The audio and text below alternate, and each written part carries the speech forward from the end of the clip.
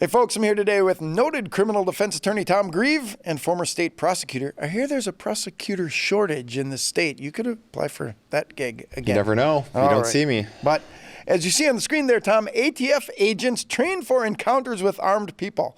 Funny how alcohol, tobacco, and firearms agents are training for encounters with armed people. I like all the cargo pants. Yeah, that looks like a group of me and my friends walking up to the front door. So we're going to watch this video. And then we're going to use ChatGPT to tell us how to respond when the ATF shows up at your door. And we're going to judge the artificial intelligence response to handling a police interaction and determine if ours is better than the AI response. But first, the video. So let's make this go. Scary moments. Oh, we have a blue gun. But this is not real. It's a training scenario for the Detroit Field Division of the Bureau of Alcohol, Tobacco, and Firearms, also known as the ATF. Any day we can train, we try to. We always try to hone our skills. And Tuesday's training was next level. We are now integrating body-worn cameras. Today is the first time we've gone ahead and used body-worn camera in an officer-involved shooting scenario. That's the command to instruct these law enforcement agents to turn their body cameras on. During this training exercise, we're not showing their faces because they work as undercover agents. Officials say the training prepares them to know how to respond no matter how tense the moment is. The idea is to do it enough times here so when they see it in real life, as things develop, they have the tools and the knowledge to be able to say, okay, I know how to address that scenario. Body camera video is crucial to an investigation. We can show the professionalism of our agents. We can show the techniques that were used and the things that were done to mitigate a tense situation. We've had body-worn camera for about 1.5 years now here in Detroit. We are one of the test divisions. These law enforcement officials understand that body camera video will be scrutinized sometimes, but they say they welcome that because this training keeps them at the top of their game. I welcome people to analyze what we did and to show again, I have all the faith in the world in our training and in our people that things were done right. In Oakland County, Ingrid Kelly, Fox 2 News. Wow, I have lots of questions about this training and what the ATF is expecting when they go to houses in Detroit. But it looks to me like they're not training for de-escalation and approaching the door and saying, hi, I've got a warrant. I want to check on the number of guns that you purchased in the last week. This looks to me like shields and guns and high-stress training, which is important. I understand that. But I'm thinking that the majority of their contacts with citizens probably not going to end up like this. I hope they don't end in shootouts. Mm-hmm. I mean, I'll just play the odds and say they probably won't. Mm-hmm. Even in Detroit, Chicago, Baltimore, cities like that, most likely they probably won't. So the question we're having is, what should you do when the ATF shows up at your door? We did this video previously. We saw the video of ATF agents showing up and just saying, good morning, Bob. We noticed you bought a couple of guns. We'd like to see them. And I don't recall if those agents had a warrant with them or not. But in the area of what to do if, what are we going to do if the ATF shows up at our door and says they want to see our guns? What advice would you give to folks? And then we'll take a look at what the artificial intelligence community is out there giving advice to people. Great. We'll see how we stack up against the internet. So there's really two different kind of buckets of reasons why any kind of law enforcement, be it the ATF, local law enforcement, so forth, would be showing up. And there's lots of, I mean, we could make this a 3-hour video, but I'm reasonably confident. Let's not. Yeah. Right. So one is if they're doing some sort of check. So in other words, that's basically a voluntary encounter. You don't have to open the door at all. You can close the door if you want. It's a voluntary encounter. You don't have to let them in. It is what it is. The second reason is a less voluntary encounter. So there's some sort of probable cause. They've got a warrant. It's an active part of an investigation, which you may or may not be the target of, because we have no idea what information that they're basing off in order to get that warrant and so on. And one thing I want to catch before we move on, you said probable cause. And a lot of people have confusion surrounding what is reasonable suspicion to allow an officer to stop and make contact with someone, and what is probable cause, which is what they need to get a warrant to actually be able to go and do the search. And that might be important to let people know that there's a difference. The officer might have reasonable suspicion to ask questions, but they don't have a warrant. They didn't get the probable cause and run it through a judge to get the warrant. Right. So reasonable suspicion is basically specific articulable facts that go beyond a mere hunch that there is a crime that is occurring or has occurred, basically. And again, this is the super short version, right? Probable cause goes way beyond that. Now we've got specific evidence. It's been reviewed in the form of an affidavit put forward to a judge or some sort of magistrate who has now signed off on it. They have to do what's called a return on warrant, so they have a limited window of time in which they can execute the document. They can't just, you know, it's not out there in perpetuity or something like that, as you know, as retired law enforcement. So they're very, very different things. But in the first category, look, if somehow you had perfect knowledge and clarity as to whether or not this is a voluntary encounter, you obviously don't even have to answer the door. If you choose not to, I certainly would not let them in. So you have to be careful about that. Obviously, if you live in a northern state, a cold area especially, or even if you don't, and it's just rainy and miserable outside, that's going to be a trap, you know, because they might say, hey, do you mind if we just come in? You know, it's raining out. Can I come in? And then what they see in plain sight is what they see is plain sight. And then you're off to the races from there as to where is this going? Of course, the vast majority of states has some sort of lawful marijuana usage. So if you're somebody who under state law is lawfully a medical cannabis user or something like that, they come in there, they smell marijuana. Does that now lead to searches? And that's just one example of one thing begets the next thing. Yeah, and that's the voluntary encounter portion of this. That's the voluntary encounter. So we're saying don't let them in. You don't have to talk to them. It's a voluntary encounter. We learned that at the police academy very early on. If you see somebody on the street and you say, hey, can I talk to you? And he says, nope, and keeps walking, there's nothing I could really do about it. Right. So now ATF shows up with a warrant. Right. Now what do we do? Well, you generally are not given all the information. So, you know, warrants kind of have two parts to them, right? You kind of have the legal document, which is in essence the writ that says, I get to come in and I get to look for these sorts of things in these sorts of places. In other words, what's the scope of what they're looking for and where they're allowed to look for it and the time they're allowed to look for it, right? What people usually want to see beyond that is why? How did we get here? And folks are very often, depending upon, you know, check your local listings, but you may not be entitled to those pieces of information and data until down the road, should it come to that. Okay, so just something to be mindful of when they hand you the document. You've probably never seen anything like this before. It's all in legalese, basically. Oftentimes warrant law is very formal as to how they're supposed to be structured, written. It's written in very formal English, and that's just the way it is. Again, subject to checking your local listings. But my point is that even if the warrant turns out to be unlawful and probable cause for it is undermined in court, it doesn't change the fact that obstructing that warrant, subject to your local laws, could be in and of itself a crime. So you have to be very, very careful. What I generally tell folks is, look, if you're ever faced in a situation where you're dealing with a warrant, cooperate insofar as you are not resisting, but I would certainly not voluntarily hand things over. I would make it clear that you're raising your right to an attorney, you're invoking your right to silence. This is where you need to have those communications with your spouse, your significant other, older children, so that people understand, here's how unfortunately we have to handle law enforcement if this is something than a less voluntary situation. Yeah, we don't want to have that resistive activity at the scene right there. People need to understand that cops, ATF agents, whoever, when they have a warrant, they're coming there to find, gather, collect, and process that evidence quickly so you don't destroy it. That's what they think you're going to do. When they got a warrant, they think they have a criminal on their hands. So they're going to go and do all of that sort of stuff. And that might be done fairly roughly. And I like your idea of don't assist, but don't resist kind of thing. Right, yeah, don't assist, don't resist. It's that sweet middle ground. I have seen law enforcement do significant damage to people's homes.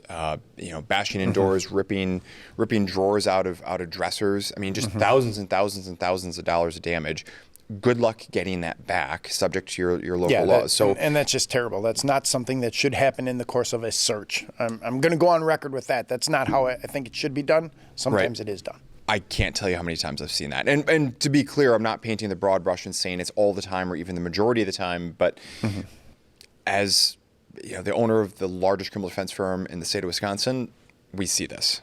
So it is what it is, and I'm not condoning that. I'm condemning it. But my point is that the government can use their power as a bully pulpit if they want to, and I'm not saying that's fair. I'm 0% saying that's fair. But I am letting people know, if you give them guff, there's crap that they're going to do back to you, whether it's in that moment or down the line. And let's also be very clear about something else. Don't fall for the sweet talk.